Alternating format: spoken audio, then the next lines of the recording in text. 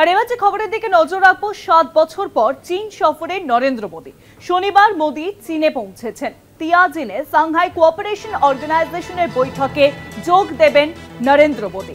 রবিবার চীনের president Xi জিনপিংয়ের সঙ্গে একান্ত বৈঠকে বসবেন মোদী। আর এই বৈঠক কিন্তু অত্যন্ত তাৎপর্যপূর্ণ হতে চলেছে, কারণ বহু বছর পর এবার চীনে গেলেন মোদী।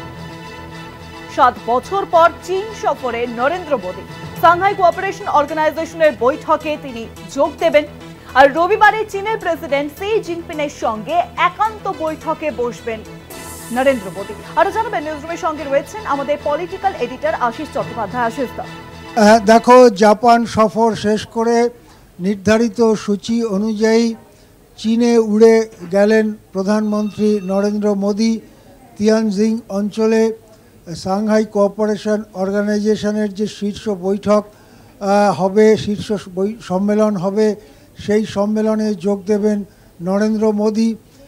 এই সম্মেলনে আসবেন রাশিয়ার প্রেসিডেন্ট ভ্লাদিমির পুতিন সহ বিশ্বের অনেকগুলি দেশের শীর্ষ নেতারা।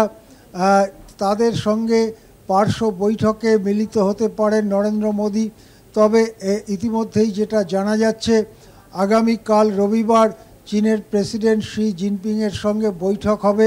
একান্ত বৈঠকে মিলিত হবেন জিনপিং এবং মোদী। 1 তারিখে সোমবার সম্ভবত পুতিনের সঙ্গে একান্ত বৈঠক হবে মোদীর। সব মিলিয়ে অত্যন্ত গুরুত্বপূর্ণ এক সফরে রয়েছেন ভারতের প্রধানমন্ত্রী নরেন্দ্র মোদী।